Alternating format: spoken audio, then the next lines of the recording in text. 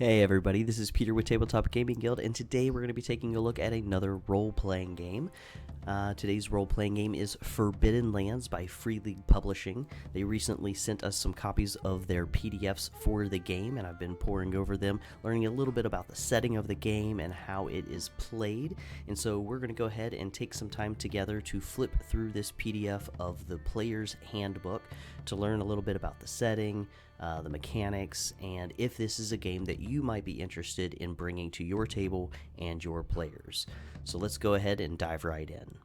So Forbidden Lands is Free League Publishing's answer to the OSR, or the old school Renaissance, harkening back to a style of gameplay that was happening mostly in the late 70s, early 80s, as role-playing games were kind of just getting their start. We flip through the book here, and the first thing that we see is the two-page map of the Forbidden Lands themselves, showing us some of the regions that the player characters are going to find themselves in. And then we find our table of contents. Now, like every role-playing book out there, we're going to start off with an introduction, give us a little bit about the world that the characters are going to be playing in, and some tools of the game. And as always, everyone wants to talk about what a role-playing game is. At this point, most people who are getting these books have probably seen that before, but it is there. We're going to get a chapter on how to make our adventurers, chapters about skills and talents that are going to be used throughout the game, an explanation about combat and the way that it works, and magic as well.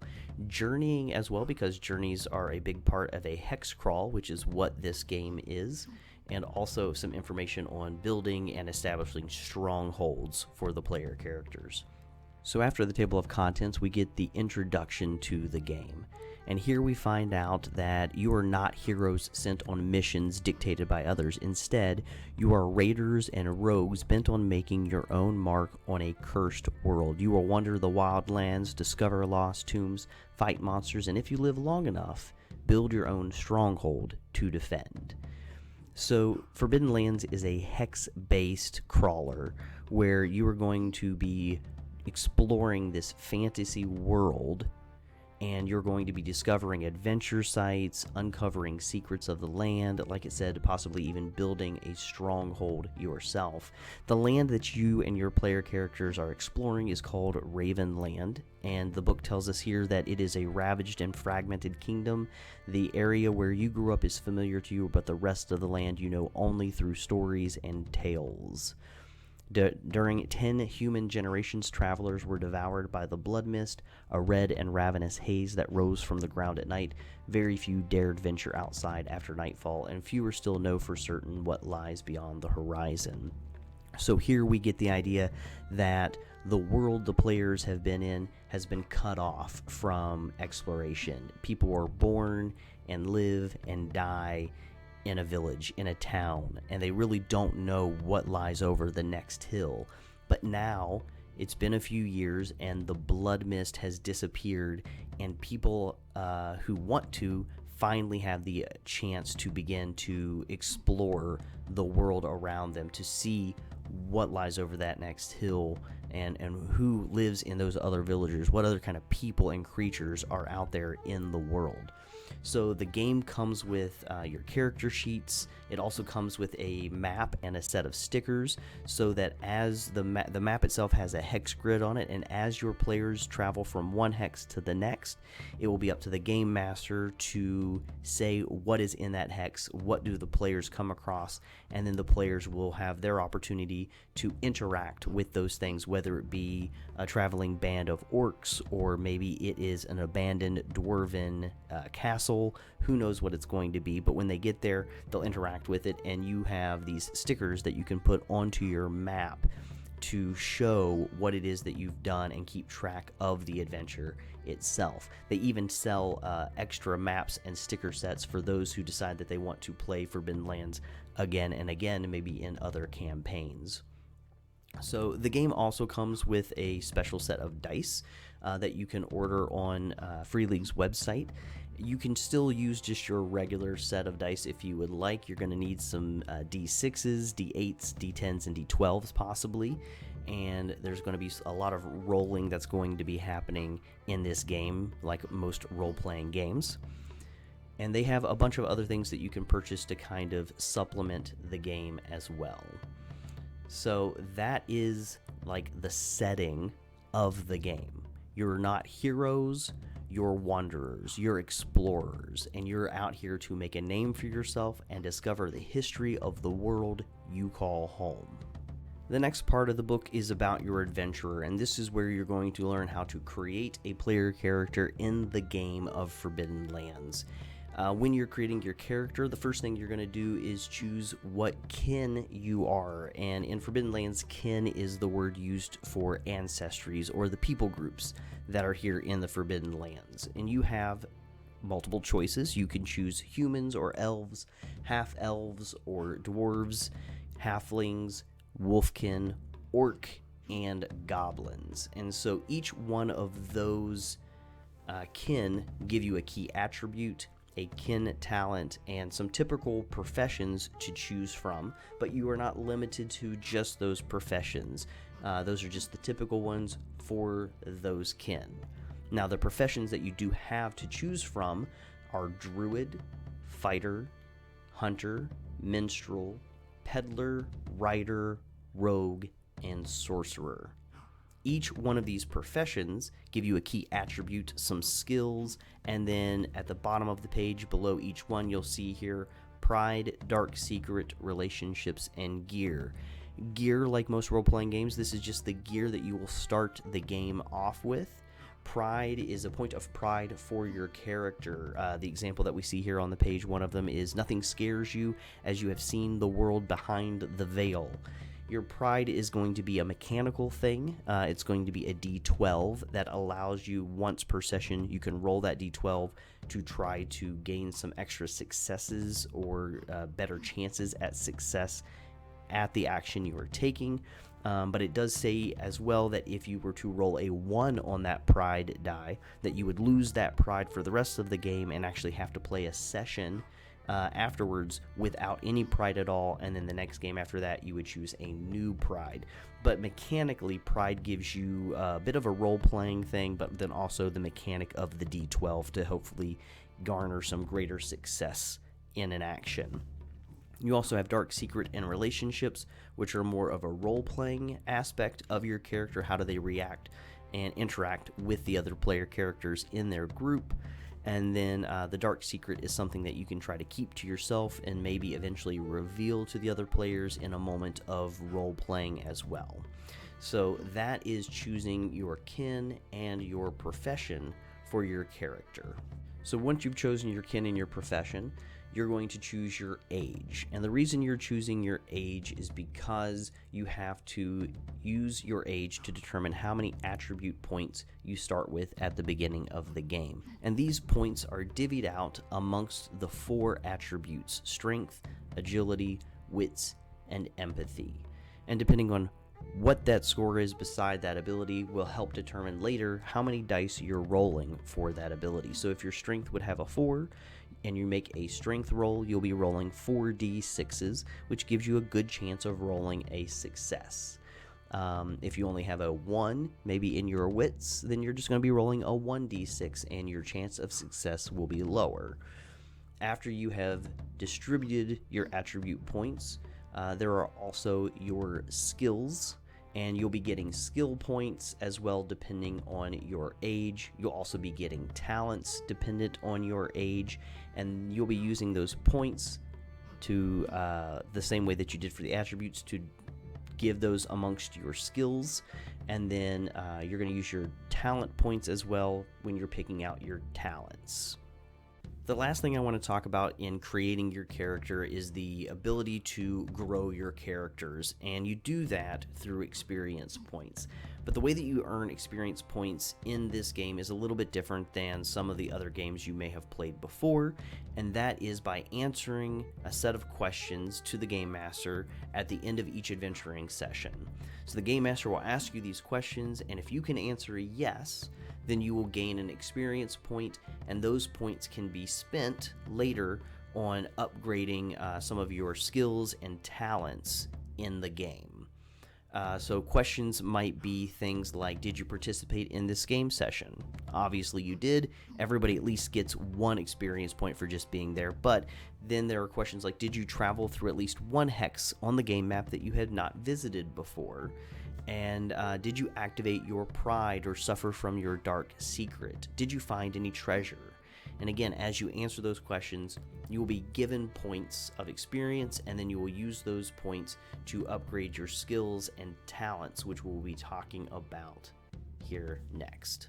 The next part of the book is all about skills and rolling your dice, and you're going to be using your skills and abilities to roll these dice to try to do actions. And in this game, 6s mean success. So on a d6, you're going to have a 1 is a really bad failure and a 6 is a success. Anything in between is still a failure, but you do have the opportunity to re-roll, and that's called pushing a roll.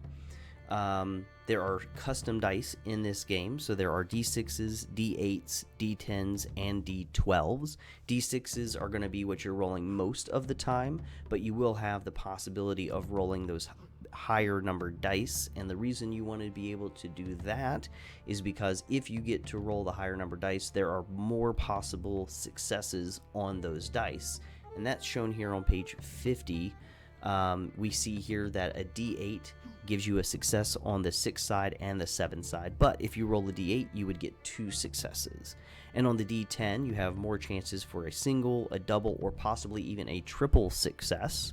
And then on the d12, you get all the way up to a quadruple success if you can roll a 12. And the more successes means you have the possibility of doing some pretty awesome things, more than just succeeding in attacking somebody or succeeding in your skill.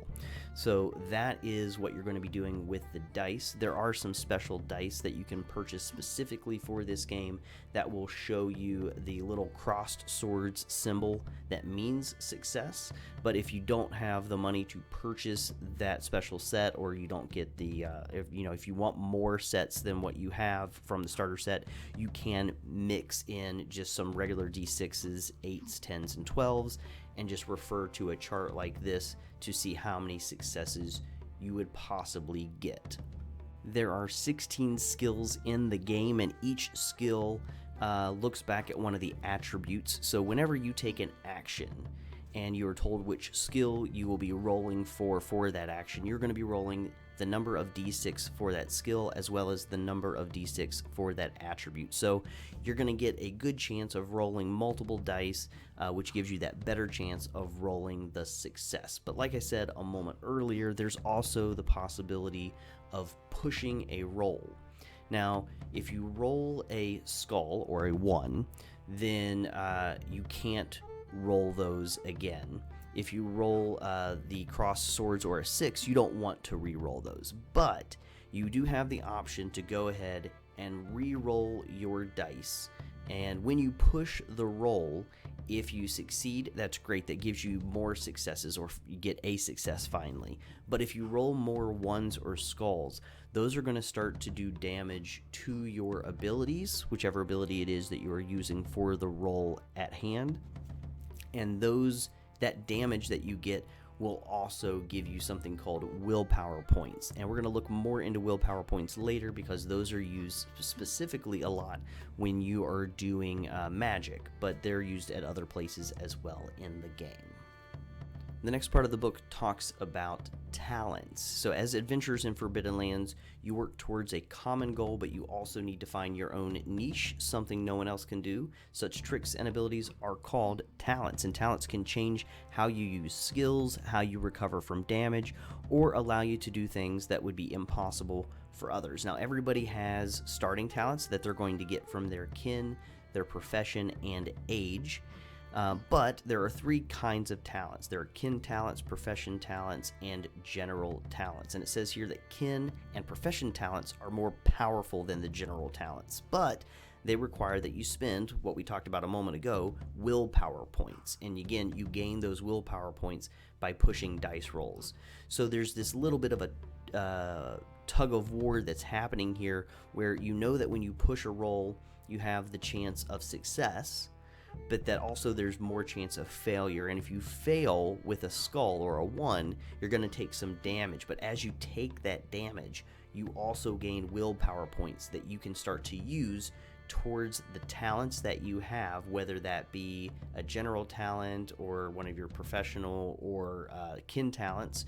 And then also, if you are a magic wielder, you're going to be using those willpower points to cast spells, which we'll talk a little bit more in the section about magic. Now, earlier we talked also about using experience points to upgrade your skills and talents. Now that we're here in the talent section, you will see here your list of talents and the talents that you gain from your kin and your profession. But you'll also see that some of these talents have ranks to them, and you're going to start off at rank 1, but you can use your experience points to actually gain a higher rank in some of these talents. And as your rank goes up with that talent, the talent itself becomes more and more powerful for your character. So that is how you're leveling up or growing your character through the game. You use those experience points that you gain at the end of each session to convert those into higher ranks in your skills and in your talents of this game. So it's a really fun way to grow your character, and I like it quite a lot. Next, we learn a little bit about combat and damage and the way that it works here in Forbidden Lands. So at the beginning of a combat, we're going to have an initiative, and that is in which order everybody's characters is going to be taking their actions, as well as the NPCs and the monsters that the Game Master will be running. The way that this game does it is you're going to have a deck of cards numbered 1 through 10, and randomly everyone will draw one of these cards for themselves, and 1 being the highest and 10 the lowest. You're going to go in that number order as you go through the combat and the rounds. Now, you do have the option, if you are player characters and you can see and hear each other in the game, you have the option to switch initiatives with each other at the beginning of a new round. But the initiative itself is only drawn once, and that's at the beginning of the combat. Now, besides that, in each round, you're going to be taking your actions, and you have the option of taking a slow action and a fast action, or 2 fast actions, but you can't take 2 slow actions. And you'll see here list of some of the actions you can take and the speed with which they are done. So if they're slow or fast, like I said, you can do 2 fast, a slow and a fast, but not 2 slows. You can even spend your action helping other people, but then that uses one of your actions on your turn. So just keep that in mind. You can help others, but it does then use your action as well. In combat, you will be choosing actions and rolling dice and looking for successes on those dice in order to hit the creatures that you are trying to defeat. And depending on whatever weapon it is that you are using in that combat will determine how much damage you may do to that creature. Now, the opposite is also true. You may yourself take damage in the game as you are in combat with these other creatures. You also may take damage just while performing actions throughout the game. There are a couple of ways to take damage, and they're listed here on page 105. You can take some damage by rolling when you push a roll. When you push a roll and you suffer 1 point of damage to the attribute used for every skull or number 1 you roll on the die. Now, you might also take damage from attacks. Whenever someone successfully attacks you in close combat or with a ranged weapon, you will suffer damage to your strength equal to the weapon damage plus 1 for every additional success your opponent rolls. And then you also could be taking damage from magic. Spells cast by sorcerers and druids can give you damage of all types, and that's explained more in the magic section of the book itself. So there's lots of ways here to take damage, not just in combat. When rolling your actions outside of combat as well, when you push those rolls and you roll 1s or skulls, you can take damage. Now, anytime any of your 4 attributes would get down to 0, then your character is what is called broken. And broken is not good. Broken is you're knocked unconscious if it's your strength. You collapse from exhaustion if it's your agility. You might be paralyzed by fear or confusion if it's your wits.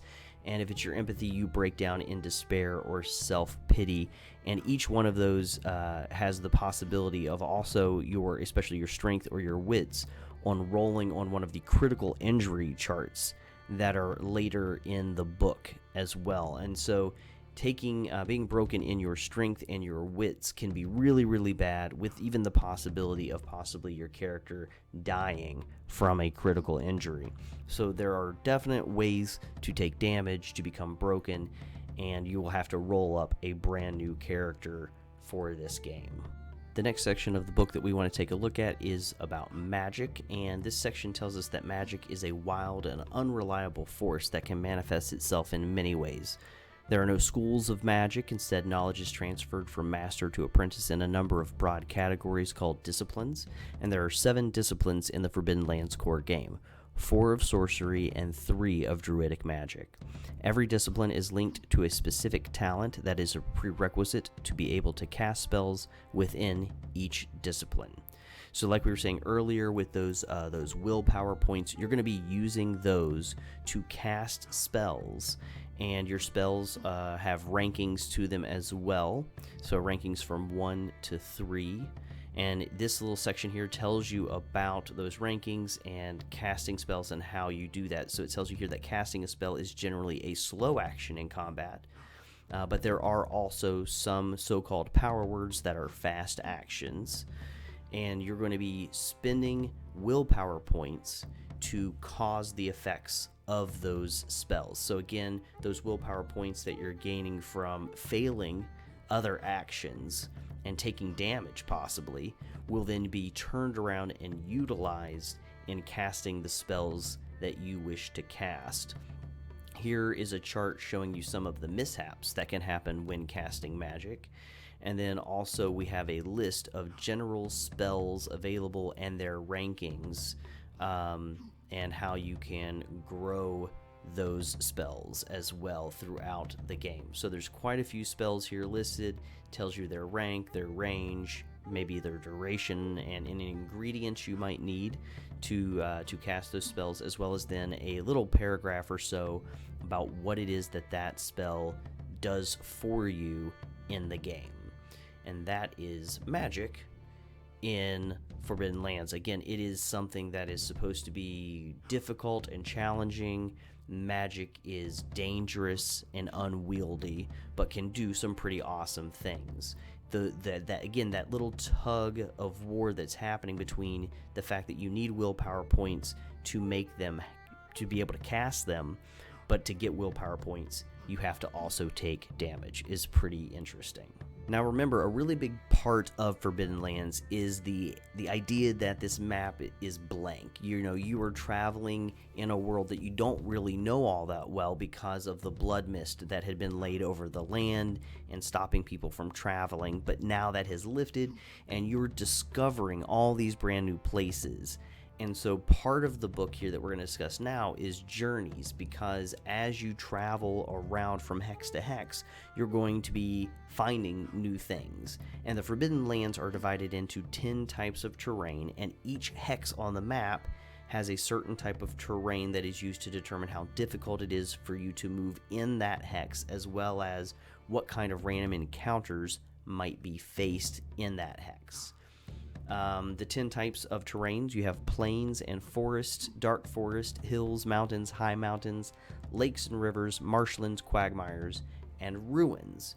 Now, so you have all of these different types of terrain in these hexes, but beyond that, your day is broken down into quarters of the day. There's a morning, a day, an evening, and a night. And at the start of each quarter, every adventurer has to choose an activity that they're going to be doing for that quarter of the day. There's the option to hike, to lead the way, to keep watch, to forage, to hunt or fish, to make camp, rest, sleep, and explore. Now, some of those activities can be done by all of the groups, all the people in the group if they would like to, like exploring can be done by several adventurers at the same time, or even sleeping, except you probably want to have somebody keeping watch while everybody else is sleeping. And then there's also Lead the Way. Lead the Way is an action that can only be taken by one of the adventurers during that quarter of the day. And so all of this mechanics is here to really try to bring to life the fact that you are adventurers who are journeying across this map, and every choice matters. What is it that you are doing for the party? Hunting is going to get you food that you need for the party. But also then exploring is what everyone needs to do when you have found maybe, like a dwarven ruin. Everyone's going to explore, and so the book breaks down for you what each of these actions are and how they work to bring to life that journey that you are going on through the Forbidden Lands. Next, we have the chapter all about the strongholds. And so if your characters live long enough and they adventure enough and earn enough money, they might have the ability to create their own stronghold. So you could use maybe a ruined castle that you had explored in a previous session and decide that's going to be our stronghold. This is going to be the place that we can rest and relax when we're not adventuring. But to do that, to establish that as a stronghold, you'll need that gold from your adventuring and spend that to build, or you can build from scratch a stronghold. But why would you want a stronghold? And the reason you want one is because a stronghold can have effects on your characters and on your journeying throughout the rest of your campaign. So in this chapter, you will see some tables of the effects that the different things that you can add on to your keep can do for you. So some of the things that you can add to your keep, you could add a bakery to your keep, you could add a field or a fireplace, a forge, and each one of these things has a little sentence about it, and then also some of the requirements that you might already need to have in order to gain it, but then also the effect that this can have for you. And so maybe you decide you would like a fireplace in your stronghold. Well, it says here that it eliminates the effects of cold and darkness in your stronghold, and that's explained a little bit more on those pages. You might want to add a dungeon, a dark and damp place where you can lock up miscreants and other displeasing individuals. Your stronghold can have several dungeons, it says. And so the effect here is it holds up to 4 prisoners securely locked away. As long as a PC or the jailer hireling watches the prisoners, they have slim chances of escape. So each one of these places that you want to build onto your stronghold will give you some sort of effect in the game, again adding to your story, and I think that's awesome. I love here that you can actually add a library, a collection of books and scrolls from far and near, and each one of these is going to give you a bonus to something or add to your story with effects. And so your stronghold is that place that you can go to relax, to heal, but then also you can grow your reputation in the land and give yourself added benefits to your further adventures in the game by building up this really cool stronghold. I think this is a really cool and interesting part of the game, one that I've not had in many other games previously played. And so I think a lot of people will probably really get into this. And there's even a stronghold sheet at the end of the book that you can print out so that you can keep track of your stronghold in the game. And I love the idea that you can hire hirelings who are going to help run your stronghold while you're away. And again, certain places, certain things that you want to add to your stronghold require the fact that you have a hireling there who can keep it running while you're away. Here's an innkeeper in case you want to add an inn to your stronghold. So really cool stuff. I think it's nice. There's not a ton of information, but it's just enough to kind of fill out the idea that you have this stronghold. And then if you're going to have a stronghold, well, your game master is probably going to want to bring some bad guys to attack your stronghold. And so there's information here about resolving battles at the stronghold and ways that you can figure out the defense rating of your stronghold or increase it. So some really cool information in here about the Stronghold. I love this chapter, and I think it's going to really bring that side of the adventure to life. So I'm really looking forward to utilizing that. The last part of our player's handbook for Forbidden Lands is all about gear, crafting items and supplies.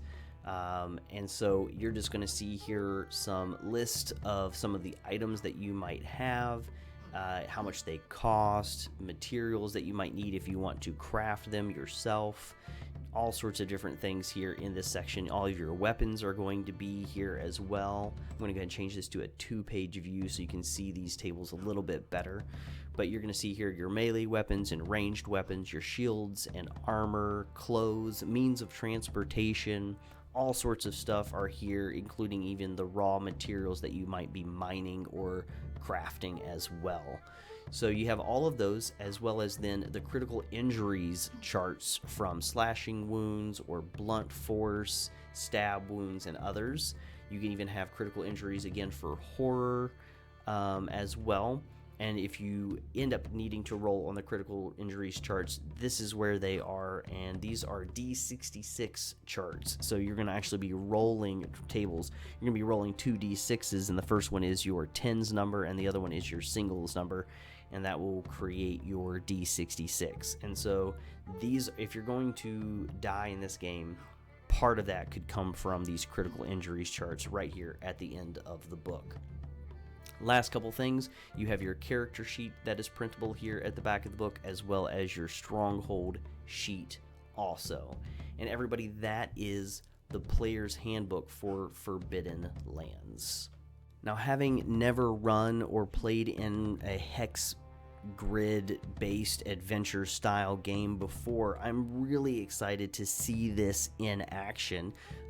You can actually find some real life play on YouTube of this game, as well as most of Free League's other games. So if you're interested to see this in play before you choose, you can jump on YouTube, look up Forbidden Lands actual play, and watch some people play through this style of game. I think it's going to be a lot of fun. It's very different than any other style I've played before, so I'm super excited that Free League has this game. Thankful that they sent us the PDFs as well, and that I got to go over it with you. If you like this video, go ahead and give it a like and maybe subscribe to our channel. Definitely head over to freeleaguepublishing.com's website, check out all of their amazing games. And you can head over to tabletopgamingguild.com as well, find out a little bit more about us and what we're up to. But everybody, thank you for watching, and until we talk again, keep on playing games.